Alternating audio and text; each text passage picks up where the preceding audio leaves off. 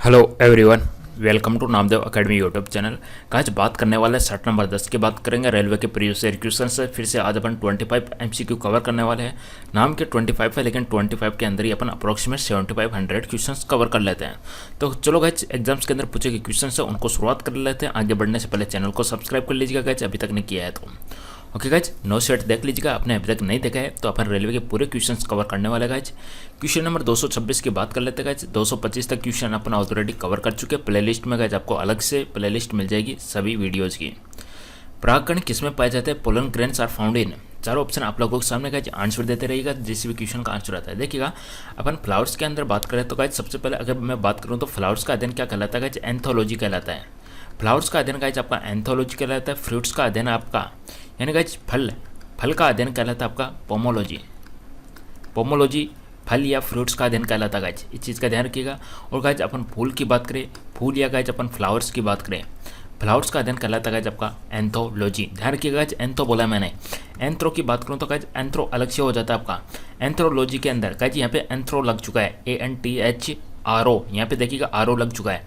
एंथ्रोलॉजी का मतलब गाइज अपन इसके अंदर मानव संबंधी अध्ययन करते हैं।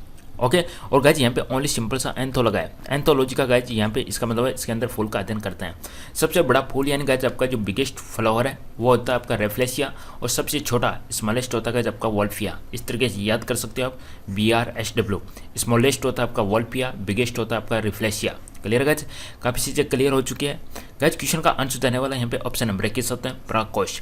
पोलन ग्रेन्स किसके अंदर पाए जाते हैं गाइज? आपका सही आंसर देने वाला यहाँ पे एंथर्स के अंदर पाए जाते हैं। बिल्कुल गाइज, अपन देखेंगे एंथर्स क्या होता है, स्टिग्मा क्या होता है। देखिएगा, चार ऑप्शन देख लीजिएगा यहाँ पे। एंथर्स क्या होता है और स्टिग्मा क्या होता है अपन अच्छे से देखने वाले हैं। लेकिन एक बार दोबारा से रिपीट कर देता हूँ गाइज, यहाँ पे फूल की स्टडी कहलाती है एंथोलॉजी, मानव संबंधी अध्ययन कहलाता है आपका एंथ्रोलॉजी, फल संबंधी अध्ययन कहलाता है आपका पोमोलॉजी। ठीक है, बिगेस्ट आपका रेफ्लेशिया है और सबसे छोटा स्मॉलेस्ट आपका वोल्फिया है गाइज। ओके, अब इस इमेज के अंदर गाइज आप अच्छे से देख सकते हो, यहाँ पे कंप्लीट अपने स्ट्रक्चर लिया है फ्लावर्स का।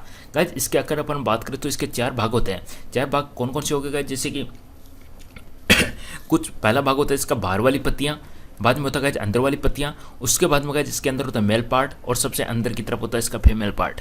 तो कुल मिला के आपका जो फ्लावर्स है वो 4 भागों के अंदर मिलके बना हुआ होता है। बाहर वाली पत्तियाँ, अंदर वाली पत्तियाँ, उसके बाद में गाइज आपका मेल पार्ट हो जाता है और फीमेल पार्ट हो जाता है। अब देखिएगा गाइज, ये अगर अपन इसमें आप बात करोगे, देखिएगा ये क्या है आपका, ये कंप्लीट गाइज आपका एंथर कहलाता है। यहाँ पे आपको ये जो दिख रहा है ये कंप्लीटली आपको एंथर कहलाता है, और एंथर के अंदर ही आपके पोलन ग्रेन्स होते हैं, इसी के बारे में पूछा गया है। ठीक है, तो गाइज इसको अपन एंथर होता है, इसको अपन मेल पार्ट बोल सकते हैं। और गाइज जो स्टिग्मा है यहाँ पे आप देखोगे, स्टिग्मा भी आपको देखने को मिलेगा। कहाँ पे दिखने हैं? ओके, देखिए ये रहा स्टिग्मा, ये रहा स्टिग्मा, स्टाइल और गाइज ओवेरी। स्टिग्मा, स्टाइल और ओवेरी, ये तीनों के तीनों आपके इसके हो जाएंगे, 3 पार्ट इसके बन जाएंगे गाइज। स्टिग्मा क्या होता है यहाँ पे देख लीजिएगा इमेज के अंदर, स्टिग्मा। उसके बाद में गाइज ये हिस्सा स्टाइल का, और तीसरा हिस्सा गाइज यहाँ पे ओवेरी। ये सब किसके है? ये फीमेल पार्ट हो जाता है किसके अंदर? फ्लावर के अंदर। ओके, और मेल पार्ट के अंदर गाइज आपका क्या हो जाएगा? यहाँ पे एंथर हो गया, एंथर के अंदर आपके पोलन ग्रेन हो जाएंगे। ओके, तो गाइज ये कंप्लीट स्ट्रक्चर है, चाहो तो स्क्रीनशॉट ले सकते हो यहाँ से आप। चलो आगे बढ़ते हैं नेक्स्ट क्वेश्चन की तरफ। नेक्स्ट क्वेश्चन गाइज आपका यहाँ पे कि एक तत्व का परमाणु क्रमांक 17 है, इसका मतलब क्या है?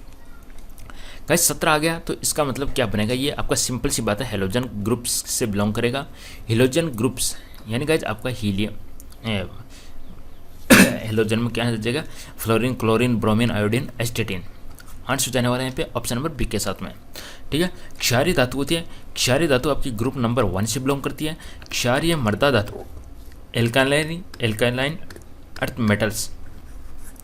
क्षारीय मृदा धातु, क्षारीय मृदा धातु का बिलोंग करेगी ग्रुप नंबर 2 से। ध्यान रखिएगा, ग्रुप 1 होता है सिंपल से क्षारीय धातु होती है, ग्रुप 2 आपका क्षारीय मृदा धातु होती है।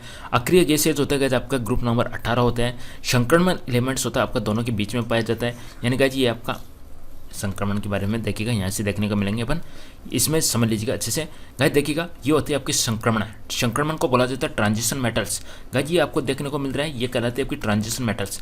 गाइज ये आपका H ब्लॉक को रिप्रेजेंट करता है, P ब्लॉक को रिप्रेजेंट करता है, D ब्लॉक को रिप्रेजेंट करता है और F ब्लॉक को रिप्रेजेंट करता है। इस तरीके से ये पीरियोडिक टेबल रिप्रेजेंट होती है। तो आपकी जो ट्रांजिशन मेटल्स है, जिनके भी संक्रमण तत्व है गाइज, उनका 2 outer most shell transition elements उनको कहते हैं, जिनकी 2 बाहरी कक्षाएं अपूर्ण रहती है, इनकम्प्लीट रहती है। और गाइज ये किसको रिप्रेजेंट करती है, ये डी ब्लॉक को रिप्रेजेंट करती है आपकी ट्रांजिशन मेटल्स। गाइज ये बात होगी अपन ग्रुप 1 हो गया। ग्रुप 1 को कहते हैं एल्केलाइन मेटल्स। ये गाइज आपका ग्रुप 2 है, ग्रुप 2 को बोला जाता है alkaline earth metals. Group number 17 halogen कहलाता है। ग्रुप नंबर 18 गाइज आपका नोबेल गैसेज कहलाता है। रेयर अर्थ किसको कहते हैं गाइज, देखिएगा ये आपको यहाँ पे देखने को मिल रही है, रेयर अर्थ मेटल्स। ओके, तो चलो बढ़ते हैं आगे नेक्स्ट क्वेश्चन की तरफ। नेक्स्ट क्वेश्चन गाइज, किसने ये खोजा कि हर आठवें तत्व के गुण पहले के समान होते हैं। गाइज पीरियोडिक टेबल भी डिजाइन की गई थी किसी वैज्ञानिक के द्वारा। चारों ऑप्शन आपके सामने, न्यूलैंड, मोजले, डोबेनियर या मेंडलीव। गाइज इनमें से एक ने कहा था कि आपका जो फर्स्ट एलिमेंट है उसके बाद में गाइज आपका जो 8th एलिमेंट आने वाला है, फिर से गाइज 15th एलिमेंट आने वाला है, गाइज उसके बाद में 22 नंबर का एलिमेंट आने वाला है। यानी गाइज 7th के गैप से जो एलिमेंट्स आ रहा है आपका, 7 के गैप से जो एलिमेंट्स आ रहे हैं, यानी आपका जो हर 8वां तत्व है उसकी प्रॉपर्टीज आपकी बिल्कुल सेम होने वाली है। ये किसके द्वारा दिया गया था, every 8th elements had properties similar, यानी प्रत्येक 8वां तत्व आपका है प्रॉपर्टीज के अंदर बिल्कुल सिमिलर होगा। तो ये कहलाता है न्यूलैंड ऑक्टेव लॉ। क्लियर है गाइज, तो ये कहलाता है आपका न्यूलैंड ऑक्टेव लॉ। ऑक्टेव क्यों कहा, 8 की वजह से, ऑक्टेव लॉ। क्लियर है गाइज, याद हो जाएगा। मोजले ने गाइज मॉडर्न पीरियोडिक टेबल दी थी, आधुनिक पीरियोडिक टेबल दी गई थी मोजले के द्वारा। ओके, और गाइज सबसे पहले मेंडलीव ने पीरियोडिक टेबल दी थी। मेंडलीव की जो पीरियोडिक टेबल है वो किसके ऊपर आधारित थी, वो थी एटॉमिक मास के ऊपर आधारित, यानी गाइज द्रव्यमान के ऊपर आधारित थी। और जो मोजले ने दी थी वो एटॉमिक नंबर के ऊपर आधारित थी, यानी क्रमांक के ऊपर आधारित थी। मोजले वाली क्रमांक पे आधारित थी, मेंडलीव वाली द्रव्यमान पे आधारित थी। ठीक है, नेक्स्ट क्वेश्चन गाइज, डोबेर्नियर ने त्रिक नियम दिया था।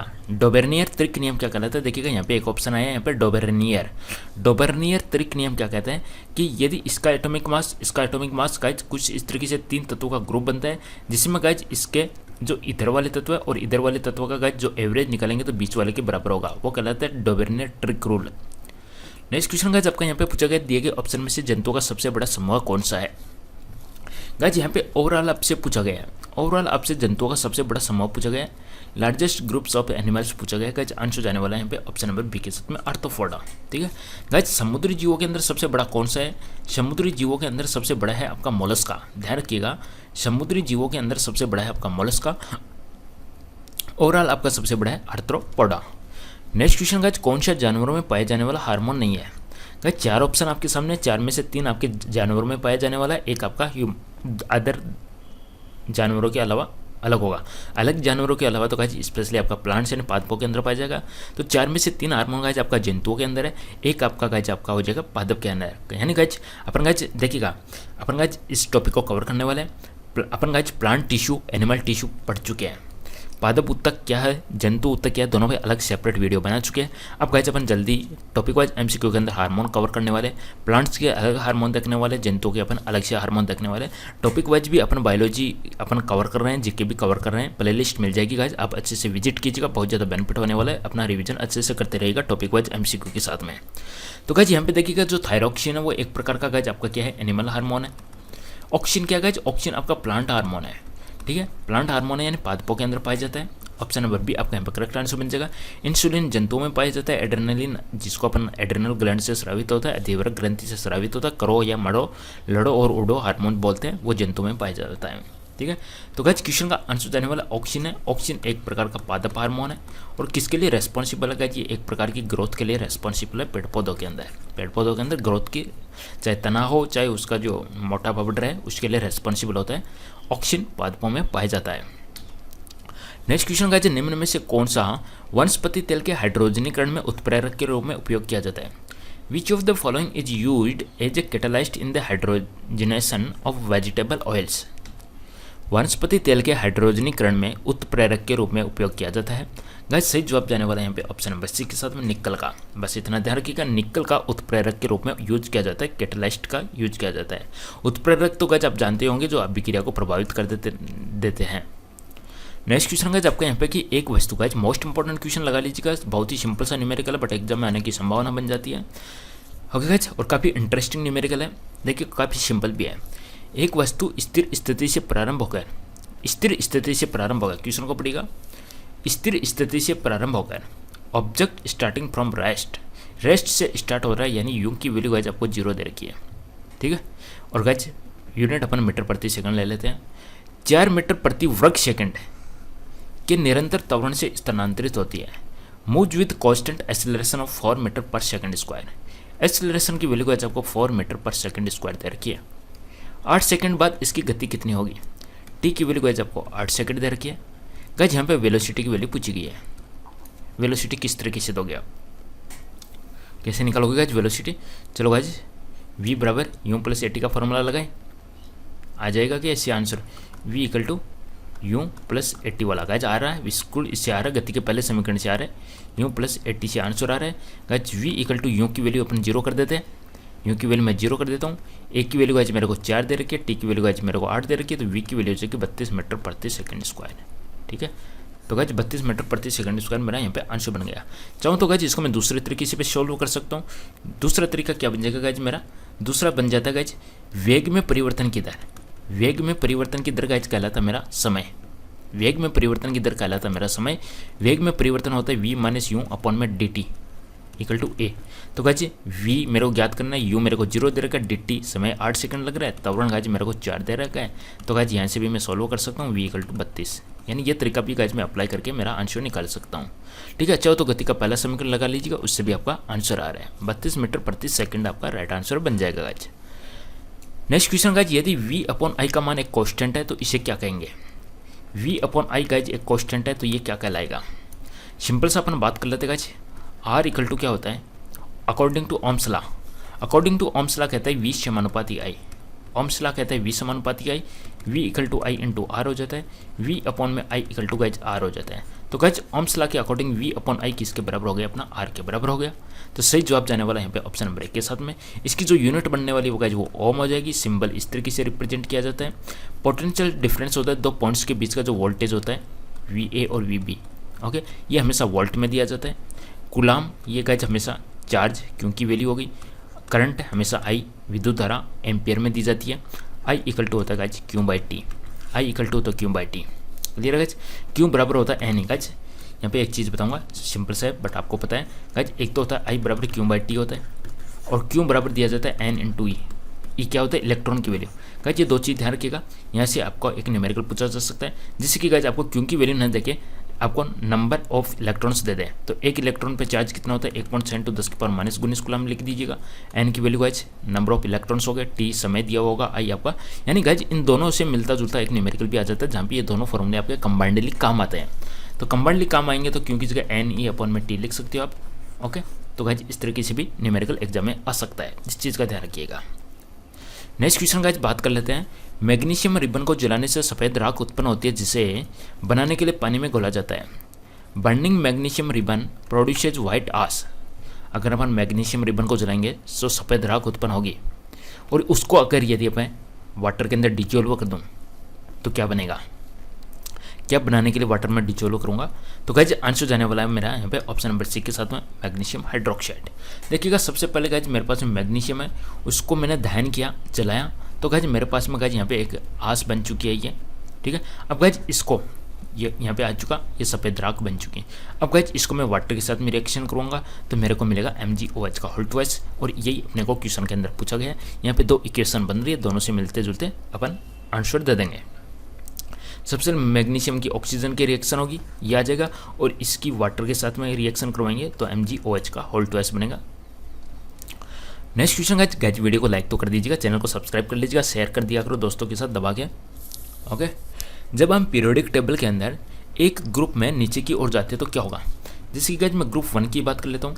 ग्रुप 1 के अंदर गाइज मैं नीचे जा रहा हूँ तो क्या होगा गाइज, क्या होगा। फॉर एग्जाम्पल मैं बात करूँ, हेलिना, हाइड्रोजन 1 पे, लिथियम 3 पे, सोडियम 11 पे, यानी गाइज नीचे की तरफ जा रहा हूँ तो ऑटोमिक नंबर बढ़ रहा है। ऑटोमिक नंबर बढ़ रहा है गाइज। एक ग्रुप के अंदर मैं कहीं पे भी जाऊँ वैलेंसी हमेशा फिक्स रहती है। वैलेंसी एक है ग्रुप 1 की, तो चाहे मैं नीचे तक जाऊँ वैलेंसी फिक्स रहने वाली है। गाइज ये कह रहा है कि परमाणु आकार कम होता जाता है, कम कैसे हो रहा है गाइज, एटॉमिक नंबर बढ़ता रह रहा है तो गाइज परमाणु की साइज कम कैसे होगी, गलत हो जाएगा। सेल्स की संख्या बढ़ेगी गाइज, देखिएगा इलेक्ट्रॉन की संख्या बढ़ रही है, इलेक्ट्रॉन की संख्या बढ़ रही है तो गाइज KLMN कक्षाओं की संख्या बढ़ेगी, सही है। वैलेंसी इलेक्ट्रॉन कम हो जाएंगे, कम क्यों, वैलेंसी इलेक्ट्रॉन तो फिक्स रहने वाले हैं। सेल्स की संख्या बढ़ जाती है गाइज, क्योंकि यहाँ पे घट रहा है, घटेगी नहीं बढ़ेगी, ध्यान दीजिएगा बढ़ेगी। क्योंकि नीचे की तरफ जा रहे हैं तो गाइज ऑटोमेटिक आपके परमाणु क्रमांक बढ़ रहे हैं, परमाणु क्रमांक बढ़ रहे हैं तो गाइज इलेक्ट्रॉन्स की संख्या बढ़ रही है, इलेक्ट्रॉन की संख्या बढ़ रही है तो गाइज आपके सेल्स की संख्या बढ़ रही है। तो यहाँ पे आपका जो आंसर जाने वाला है ऑप्शन नंबर डी के साथ में। ध्यान रखिएगा, सेल्स की संख्या बढ़ेगी, पीरियोडिक टेबल के अंदर नीचे जाते हैं तो क्या होगा गाइज, आंसर बनेगा ऑप्शन नंबर डी, सेल्स की संख्या बढ़ेगी गाइज। क्लियर है। नेक्स्ट क्वेश्चन गाइज, जब किसी संकुचित स्लिंकी को छोड़ा जाता है तो स्थितिज ऊर्जा को किस ऊर्जा में परिवर्तित करती है। मैंने एक स्प्रिंग दबा रखी है गाइज, इस स्प्रिंग को गाइज मैं छोड़ देता हूँ, छोड़ूंगा तो ये स्प्रिंग खुलेगी यानी फैलेगी तो गाइज इसके अंदर जो पोटेंशियल एनर्जी थी वो अब कन्वर्ट हो जाएगी काइनेटिक एनर्जी के अंदर। आंसर हो जाएगा यहाँ पे ऑप्शन नंबर डी के साथ में, गतिज ऊर्जा के अंदर। नेक्स्ट क्वेश्चन गाइज आपका है कि तार की लंबाई दुगुनी करने पर एमीटर की रीडिंग किस प्रकार प्रभावित होगी। बहुत ही सिंपल सा क्वेश्चन है गाइज, देखिएगा गाइज आर बराबर होता है आपका रो एल अपॉन ए होता है। गाइज यदि मैं लंबाई को दुगुनी कर दूँ, एल को गाइज मैं 2L कर दूँ तो गाइज आर की वैल्यू क्या हो जाएगी, रो 2L अपॉन ए। सिंपल सी बात है गाइज, आर की वैल्यू एज कम्पेयर टू पहले की डबल हो जाएगी। ठीक है, क्योंकि आर डायरेक्टली प्रोपोर्शनल एल के, तो गाइज आर की वैल्यू हो जाएगी मेरे पास में 2R। यदि लंबाई को मैं दुगुना करता हूँ तो गाइज लंबाई दुगुना हो गया तो प्रतिरोध मेरा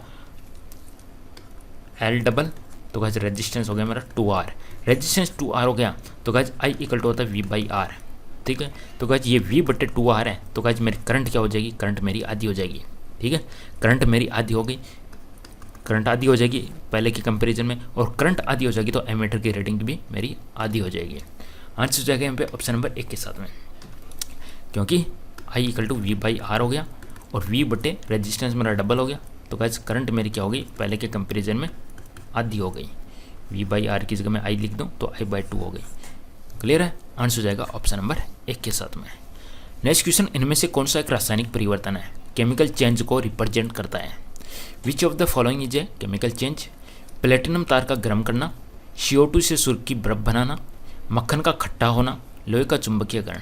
गाइस आंसर हो जाएगा ऑप्शन नंबर सी के साथ में, मक्खन का खट्टा होना, बटर टर्निंग रेंसिड। इसके अंदर केमिकल रिएक्शन हो रही है, रासायनिक परिवर्तन हो रहा है। ठीक है, ऑप्शन नंबर सी आपका राइट आंसर बन जाएगा। नेक्स्ट क्वेश्चन गाइस, कौन सी दिए गए ऑप्शन में से किसकी कोई भी इकाई नहीं है। नो यूनिट, यूनिटलेस कौन सा है गाइस, देखिएगा पहला ऑप्शन आपका यहाँ पे आ रहा है डिस्प्लेसमेंट। गाइस ये आपकी वेक्टर क्वांटिटी है, वेक्टर क्वांटिटी का मतलब गाइस ये सदिश है और इसकी जो यूनिट होती है, यूनिट आपकी हमेशा मीटर में दी जाती है।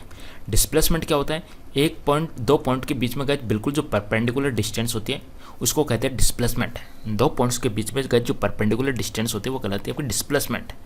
गाइस प्रेशर की जो यूनिट है आप सभी को पता है पास्कल से दी जाती है। घनत्व है density equal to mass upon में वॉल्यूम से दी जाती है, यानी किग्रा पर मीटर क्यूब इसकी यूनिट बन जाएगी। रिलेटिव डेंसिटी के अंदर गाइस क्या होता है, देखिएगा अपन 2 से कंपैरिजन करेंगे। रिलेटिव डेंसिटी का मतलब होता है ऊपर अपन किसी ऑब्जेक्ट की डेंसिटी ले लेंगे, नीचे गाइस अपन किसी का रेफरेंस लेंगे। तो गाइस दोनों के अंदर ऊपर भी डेंसिटी होती है, नीचे भी डेंसिटी होती है, इसकी भी यूनिट कैंसिल, इसकी भी यूनिट कैंसिल। ठीक है, जैसे कि एक मीडियम की ले रहे हो तो गाइस जैसे कि ऊपर आपने मीडियम की ले ली, उसका आप कंपेरिजन कर रहे हो जैसे कि वैक्यूम के साथ में, तो दोनों की डेंसिटी आपकी कैंसिल हो जाएगी, यूनिट कैंसिल हो जाएगी। तो गाइस यहाँ पे आंसर जाने वाला है ऑप्शन नंबर डी के साथ में, यूनिटलेस। सापेक्षिक घनत्व है, रिलेटिव डेंसिटी इसकी कोई भी यूनिट नहीं होती है। Next question, formula of power. दोनों में ध्यान रखिएगा, पावर और एनर्जी के अंदर बहुत बार एग्जाम में क्वेश्चन आता है। कार्य करने की दर कहलाती है आपकी पावर, और कार्य करने की जो क्षमता है वो कहलाती है आपकी एनर्जी। कार्य करने की दर आपकी पावर कहलाती है, कार्य करने की क्षमता आपकी एनर्जी कहलाती है। कार्य आपका जूल में दिया जाता है, पावर हो गया आपका W/T। आंसर बनेगा यहाँ पे ऑप्शन नंबर बी के साथ में W/T। इसकी यूनिट गाइस आपकी वाट हो जाती है और एनर्जी की यूनिट गाइस आपकी जूल हो जाती है। एनर्जी यूनिट जूल है, पावर यूनिट गाइस आपकी वाट है, कार्य यूनिट भी आपकी गाइस जूल है। नेक्स्ट क्वेश्चन गाइस आपका यहाँ पे है, वनस्पति भाग या बीज के बजाय कोशिकाओं के माध्यम से नए पौधों का उगना क्या कहा जाता है। Reproducing new plants by cells instead of vegetative parts or seeds. Reproducing new plants by cells, ध्यान दीजिएगा, कोशिकाओं के द्वारा नए पौधों का उत्पादन इन instead of vegetative parts or seeds. Question को समझिएगा, वनस्पति भाग या बीज के बजाय कोशिका के माध्यम से ही नया पौधा उगना क्या कहलाता है। कोशिका के माध्यम से ही नया पौधा उगना क्या कहलाता है। आंसर बनेगा गाइस यहाँ पे ऑप्शन नंबर 1 के साथ में टिश्यू कल्चर। गाइस टिश्यू को बोला जाए उत्तक। देखिएगा एटम से मॉलिक्यूल का निर्माण होता है, मॉलिक्यूल से सेल का निर्माण होता है, सेल से गाइज आपका टिश्यू का निर्माण होता है, परमाणु से अणु, अणु से गाइज कोशिका, कोशिका से गाइज आपका उत्तक का निर्माण होता है। तो गाइज कोशिका किसका निर्माण करेगी? उत्तक का निर्माण करेगी। यदि कोशिका के माध्यम से नए पौधों का उगता है तो वो कहलाता है आपका टिश्यू कल्चर। ऑप्शन नंबर है। उत्तक किसे कहते हैं? समान कार्य करने वाले कोशिकाओं के समूह को उत्तक कहते हैं। समान कार्य करने वाले कोशिकाओं के समूह को उत्तक कहा जाता है। उत्तक के ऊपर गाइज अपन अलग से एमसीक्यू कवर कर चुके हैं, टॉपिक वाइज प्लेलिस्ट में जाके विजिट कीजिएगा, डिस्क्रिप्शन में आपको लिंक मिल जाएगा कंप्लीट प्लेलिस्ट के। नेक्स्ट क्वेश्चन गाइज आपका है कि आमतौर पर सबसे भारी शेल में कितने इलेक्ट्रॉन्स होते हैं? नॉन मेटल्स की बात हो रही है गाइज। अधातुओं के अंदर देखिए गाइज, अगर मैं पीरियोडिक टेबल की बात करूँ गाइज, पीरियोडिक टेबल की बात करूँ तो गाइज इधर तो मेरे मेटल्स आ गए, इधर गाइज मेरे नॉन मेटल्स आ गए। तो गाइज मेटल्स हो गया, तो मेटल्स के अंदर तो गाइज वैलेंसी इलेक्ट्रॉन 1 या 2 रहने वाली है। मेटल्स के अंदर तो 1 या 2 रहने वाली है, ठीक है। तो यानी सी ऑप्शन मेरा कैंसिल हो चुका, ठीक है। वैलेंसी इलेक्ट्रॉन कितनी हो सकती है गाइज? वैलेंसी इलेक्ट्रॉन गाइज 8 से ज़्यादा नहीं जा रही। 8 जाएगी तो यानी कंप्लीट सेल कंप्लीट हो चुका। 8 तो जा नहीं सकती। 8 का मतलब गाइज अपन 0 कह देते हैं। 8 का मतलब 0 हो गया, 0 हो गया, इसका मतलब नोबल गैस आ गई। तो गाइज 8 भी, 8, 9, 10, इसके बाद में तो गाइज बात करूँ तो 0, 1, 2 स्टार्ट हो जाती है।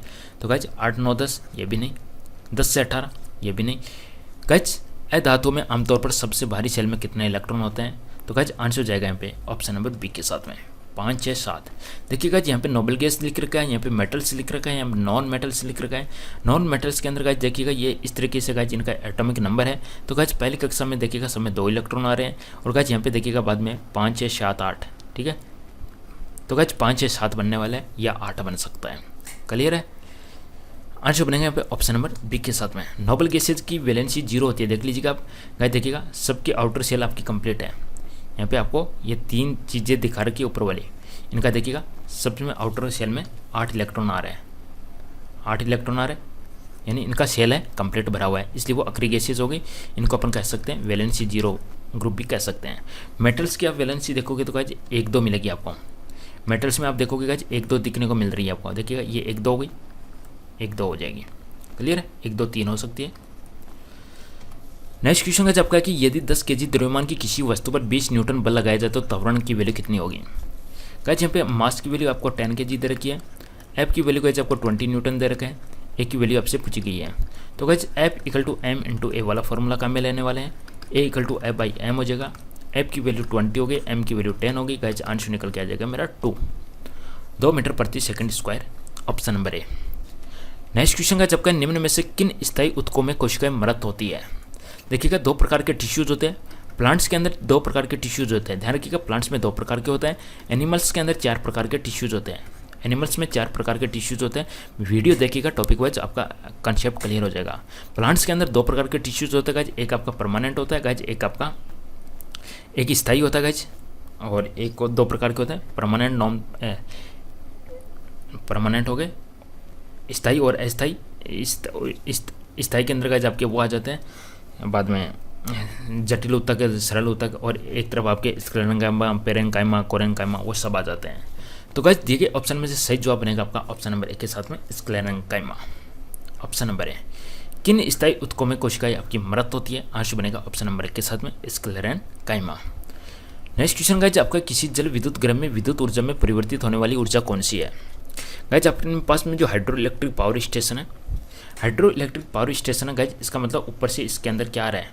ऊपर से गाइज आपका पानी फ्लो होते हुए आ रहा है, और पानी आके किस पे गिरेगा गाइज? पानी सीधा आके आपका टरबाइन की प्लेट्स पे गिरेगा, ठीक है। टरबाइन की जो प्लेट्स हैं उन पे गिरने वाला है गाइज, ओके। जो भी टरबाइन की प्लेट्स हैं इन पे गिरेगा तो टरबाइन घूमेगा, टरबाइन घूम के गाइज आगे जनरेटर को घुमाने वाला है, जनरेटर से इलेक्ट्रिसिटी पैदा होगी, ठीक है। क्लियर है? तो गाइज यहाँ पे आपका टरबाइन हो गया, टरबाइन के आगे जनरेटर है, जनरेटर से गाइज अपने को इलेक्ट्रिसिटी मिलेगी। तो गाइज किसी जल विद्युत ग्रह में विद्युत ऊर्जा में परिवर्तित होने वाली ऊर्जा कौन सी है? तो गाइज ये गति करते हुए आ रहे हैं, तो गति करते हुए आ रहा है तो गाइज अपन किस पे टिक लगाएंगे? यहाँ पे गतिज ऊर्जा पे टिक लगाएंगे। मैकेनिकल गाइज यहाँ पे ये कन्वर्जन हो रहा है मैकेनिकल का, लेकिन ये आपकी गति करते हुए आ रहा है। तो इनिशियली जो एनर्जी है वो गाइज वो आपकी काइनेटिक एनर्जी है। सबसे पहले काइनेटिक एनर्जी मैकेनिकल में कन्वर्ट होगी, क्योंकि टरबाइन आपका काइनेटिक को मैकेनिकल में बदलेगा, और मैकेनिकल गाइज आपका यहाँ पे इलेक्ट्रिकल में कन्वर्ट हो जाएगा। तो इस स्टार्टिंग कौन सी एनर्जी गाइज आपकी काइनेटिक एनर्जी है, क्योंकि वाटर फ्लो हो रहा है, क्या आ रहा है? ऊपर से नीचे आ रहा है, तो उसके अंदर काइनेटिक एनर्जी बनेगी। टरबाइन घूमेगा यानी मैकेनिकल में कन्वर्ट होगा, मैकेनिकल जनरेटर को घुमाएगा यानी इलेक्ट्रिक में कन्वर्ट होने वाला है। निम्न तत्वों में से कौन सा तत्व समान तत्वों वाले अन्य परमाणुओं के साथ संयोजित होकर बड़े अणु उत्पन्न करने की विशिष्ट योग्यता रखते हैं? देखिएगा, एक होता है श्रृंखलन का गुण पाया जाता है या कैटेनेशन का गुण पाया जाता है। कैटेनेशन का मतलब होता है वो बहुत सारे यौगिकों के साथ में, बहुत सारे तत्वों के साथ में उसको जुड़ने की कैपेसिटी पाई जाती है उसके अंदर। कौन सा तत्व है समान तत्वों वाले अन्य समूहों के साथ संयोजित होकर, समान तत्व वाले अन्य परमाणुओं के साथ संयोजित होकर बड़े अणु का निर्माण करने की विशिष्ट योग्यता रखता है? तो गाइस यहाँ पे आंसर जाने वाला है ऑप्शन नंबर सी के साथ में कार्बन। कार्बन के अंदर ही श्रृंखलन का गुण पाया जाता है, कैटेनेशन का गुण पाया जाता है, सबसे ज़्यादा एलिमेंट्स के साथ में जुड़ने का गुण पाया जाता है कार्बन के अंदर। यदि एल्यूमिनियम की संयोजकता आपकी 3 है, एल्यूमिनियम की संयोजकता गाइस आपकी 3 है और ऑक्सीजन की गाइस आपकी 2 है, तो गाइस आपकी जो केमिकल फार्मूला बनेगा वो क्या बनेगा? दोनों का रिएक्शन करवा दीजिएगा, दोनों के रिएक्शन से गाइस 2 इसके नीचे आ जाएगा और ये 3 के पास में आ जाएगा। Al2O3 आपका बनने वाला है एल्यूमिना। Al2O3 गाइस एल्यूमिना का फार्मूला होता है। एल्यूमिनियम की संयोजकता +3 है, ऑक्सीजन की -2 है, दोनों की रिएक्शन से Al2O3 बनेगा। Option number D. Next question guys, स्थिति या आकृति में हुए परिवर्तन के कारण एक वस्तु में निहित ऊर्जा को क्या कहा जाता है? Energy possessed by a body due to its change in position और शेप। पोजिशन में या शेप में यदि किसी प्रकार का परिवर्तन होता है तो वो क्या कहलाता है? Energy possessed by a body due to its change in position और शेप। आंसर बनेगा यहाँ पे ऑप्शन नंबर डी, स्थितिज ऊर्जा। पोजिशन की जैसे स्प्रिंग को दबा दिया और स्प्रिंग को छोड़ दिया, अगर इसको मैं पोजीशन में चेंज करूंगा, आकृति में परिवर्तन करूंगा, तो वो गाइस आपका कहलाती है स्थितिज ऊर्जा। ठीक है, किसी वस्तु को जैसे आप ऊपर उठा के रख रहे हो तो उसके अंदर कौन सी एनर्जी रहेगी? स्थितिज ऊर्जा। स्प्रिंग को दबा के रख रहे हो उसमें कौन सी एनर्जी रहेगी? स्थितिज ऊर्जा। नेक्स्ट क्वेश्चन गाइस, आपकी परमाणु की त्रिज्या का प्रयोग किसे मापने के लिए किया जाता है? What is the radius of an atom used to measures? Guys ये मेरा एटम हो गया, एटम के अंदर गाइस ये मेरा न्यूक्लियस हो गया। ठीक है, अब गाइस एटम की बात करूं तो एटम की जो रेडियस है, एटम की रेडियस किससे दी जाती है गाइस? वो दी जाती है 10⁻15 मीटर से। और गाइस न्यूक्लियस की दी जाती है ये 10⁻10 होता है ये, और ये होता है आपकी 10⁻15 मीटर। ठीक है, रेडियस किसकी? न्यूक्लियस की रेडियस होती है 10⁻15 मीटर। एटम की रेडियस कितनी होती है? एटम की रेडियस होती है 10⁻10 मीटर। तो परमाणु की त्रिज्या का मापने के लिए किया जाता है। आंसर बनेगा पे एटॉमिक साइज के साथ में। दोनों में सस्पेंस मत हो जाएगा। देखिएगा, नाभिक और परमाणु, नाभिक की त्रिज्या कितनी होती है? नाभिक की त्रिज्या होती है 10⁻15 मीटर। ओके, परमाणु की त्रिज्या कितनी होती है? परमाणु की त्रिज्या होती है 10⁻10 मीटर। ध्यान रखिएगा। ठीक है, 10⁻15 मीटर को कहा जाता है एक फर्मी, 10⁻10 मीटर को कहा जाता है एक एंगस्ट्रॉम। नेक्स्ट क्वेश्चन गाइस आपका यहाँ पे न्यूलैंड ने उस समय तक ज्ञात तत्वों को अपने अष्टक वाली आवर्त सारणी में व्यवस्थित किया था। ठीक है, उस समय तक ज्ञात कितने तत्वों को अपने अष्टक वाली, देखें न्यूलैंड ने ऑक्टेव ला दिया था, तो उसने कितने तत्वों को व्यवस्थित किया था? तो गाइस आंसर जाने वाला है यहाँ पे ऑप्शन नंबर बी के साथ में 56 एलिमेंट्स को न्यूलैंड ऑक्टेव ने अपनी टेबल के अंदर अरेंज किए थे। इसी के साथ में गाइस मेरे 10 सेट कंप्लीट हो चुके हैं। 25 × 10 गाइस 250 नाम से 250 गाइस अप्रोक्सीमेट अपने 100+ MCQ हो चुके हैं अगर अपन देखें तो। ठीक है, इसी तरीके से गाइस अपन सभी क्वेश्चंस को कवर कर लेंगे। गाइस डोंट वरी, वीडियो को लाइक कर दीजिएगा, चैनल को सब्सक्राइब कर दीजिएगा नहीं किया है तो अभी तक, और शेयर करते रहा करो। धन्यवाद, थैंक यू, बाय।